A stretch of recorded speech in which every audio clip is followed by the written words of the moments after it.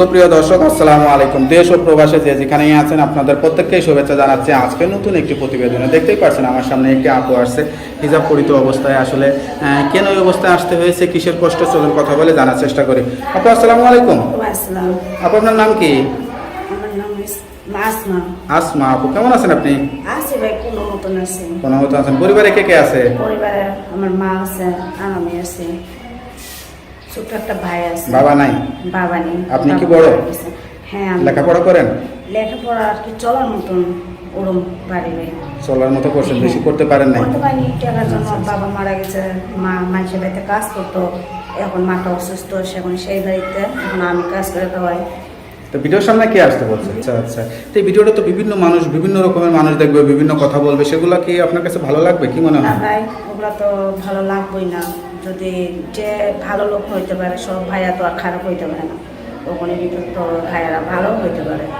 আমি তাদের বিষয়ে কথা বলতেছি যে যেমনই হোক না কেন, আমার তো কোনো সমস্যা নেই। আমার যদি 5 ওয়াক্ত নামাজ পড়ার তফিতে আমার মাটারে নিয়ে আমি অনেক কষ্ট করে আছি, যে তোমার দায়িত্ব নিতে চায়, আমার পাশে যে থাকতে চায়, ওরকম আমি একটা মানুষ খোঁজার জন্য এখানে আছি। ধরো আমার বাবা তো নেই, এখন আমি পরের বাড়িতে কাজ করে খাই। শেষ তোমার দায়িত্ব নেই, শেষ তোমার পাশে দাঁড়ায়। যদি আমার বিয়ে করতে চায়, আমি তার কাছে বিয়ে বসবো। লেখাপড়া করছেন? আমি লেখাপড়া চলার মতন আর কি মিডিয়াম করছি, সংসার টাকার জন্য করতে পারি। সংসার সব কাজকর্ম জানেন? হ্যাঁ, সংসারের কাজকর্ম যদি নাই জানতাম, পরের বাড়িতে তো কাজ করতে পারতাম না। বয়স কত আপনার? এই 20 বছর। 20 বছর হয়ে চলতেছে। গেছে।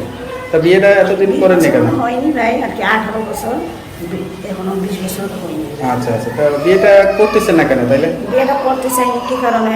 আমার মাটা এখন অসুস্থ, এখন আমার ছোট একটা ভাই আছে, যে ফট করতে একজন কাছে কইলে আর বিয়ে হইল না, তাই না?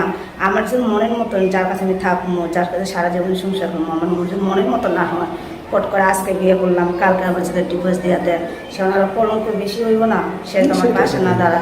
সেই জন্য ওরকম একটা মানুষ চাইতেছি যে আমার পাশে দাঁড়ায়, আমরা খাওয়া খোঁজ দেয়, আমার বিপদে আপদে সে আমার কাছে থাকে। সেই জন্য আমি মাটায় নিয়ে, যদি গোস্ত মাছ তো খাওয়া দরকার নেই, আমরা ডাউল ভাতে মতো খাইবো, 5 ওয়াক্ত আমরা নামাজের তৌফিক করে দিব, আমি তাতেই খুশি। সাধারণ ঘরের মেয়ে বিয়ে করে সাধারণভাবে জীবনযাপন করতে চান আর কি। হ্যাঁ। যাই, খুব ভালো কথা। তো আপনি থাকেন কোথায়? আমি থাকি আমার দেশ, এখন থাকি আমার দেশের বাড়ি হয়েছে সিরাজগঞ্জ। আচ্ছা, আর আচ্ছা। এখন থাকি আমি ঢাকা। আচ্ছা, তো আপনার সঙ্গে কিভাবে যোগাযোগ করবে? ভাই আমার নাম্বার আছে, নাম্বারে আমার সাথে যোগাযোগ করতে পারে।